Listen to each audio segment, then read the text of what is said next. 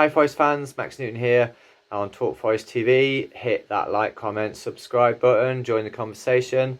Coming on to say a few words about the departure of Steve Cooper from the football club. I think it's a very sad day for me. It's a very sad day for I think every Forest fan.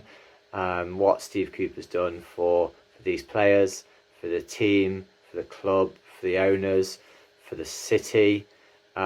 Probably even for like football generally, has been phenomenal, absolutely phenomenal. It's been well documented, but obviously it took us over from 1 point in 7 games, worst start in 100 odd years or something, to an incredible run in the Championship, playing some wonderful football, putting out some wonderful results with the most likeable group of players we've had for probably 23 years, with the most likeable manager we'd had for probably 23 years, and the fan base more united, the best atmosphere, since Steve Cooper started that we've had in 23 years at the ground. It's been absolutely phenomenal. We've had big moments. We've had the playoff semi-final against Sheffield United, which I think is probably the most epic night of football that we've seen at the City Ground ever. And then the final at Wembley, which was just joyous. I knew we'd win at Wembley against Huddersfield. And then the games at home last season, the first game at home against West Ham, beating Liverpool, and that final run of wins, and the amazing day on the banks of the Trent against Arsenal to stay up. It's been wonderful. It's been an absolute blast. It's been a dream, but dreams don't last, and blasts don't last. And in football, what's on Steve Cooper's on 2 and a bit years of managing the club. That's a pretty long time in football management. That's a pretty long time, and results haven't been what the owner requires. They haven't been enough really for what for the investment, I think. And it's unfortunate, I think, Steve Cooper, in that Tyro is injured. I think that's a massive loss. I'm really unfortunate that he's had so many signings that that they all seem to be taking a long time to get adjusted to the Premier League, apart from Murillo. There's undoubtedly some good signings in there, but they all seem to be taking a bit of time to get used to the Premier League, or they can't play under Cooper.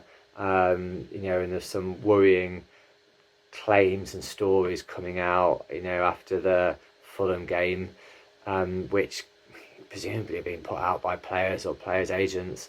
And I said to my brother at the time and my dad, we can only, at the end of the day, the owner can't sack all the players. He can sack the manager. So there's one change that is in his power to make, and that is to change the manager. And my brother gets a bit overexcited about stuff, and he's wondering, will the fans get behind the new manager, saying it's biggest mistake Forest have ever made today in sacking Steve Cooper. Biggest mistake is probably Steve McLaren, to be honest, which probably led to the death of the owner, collapse of the football club, nearly went out of business, selling our prime assets to rivals, and however long the Fawaz years were and all that ensued after that. I think that was probably the biggest mistake. So it's really, really sad. I think it was a really nice tribute from the club, from the owner to Steve Cooper. Really nice words, and really dignified and nice from Steve Cooper. I've seen a statement just come out from his management company.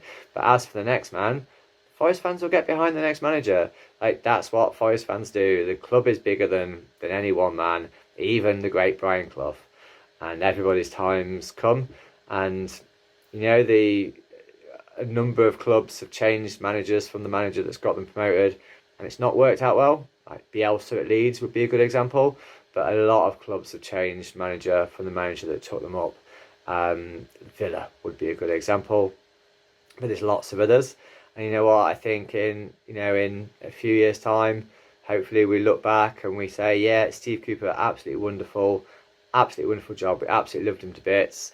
We're welcoming him back at half time or whatever in a game, and applauding him. But look where we've gone now with this, under this new manager. And you know what? Maybe we do have needed a new manager that has the skills to manage these types of players, this group of players. Nuno certainly showed that in getting Wolves promoted, and consecutive seventh place finishes. So I think it could be a really good choice. I quite liked Lopetegui. I thought what Lopetegui did at Wolves last season, very, very recent, and took them from relegation threat to safety. Nuno had that ill-fated few months at Spurs, but he was the 11th. He was the 7th in line, 7th choice manager. And I think the players knew that and treated him like that. So yeah, I think what we do is we raise a glass of port or whatever your tipple is to Steve Cooper. Be thankful for what we had and not sad for what we've lost. And on to Saturday. Come on, you Reds.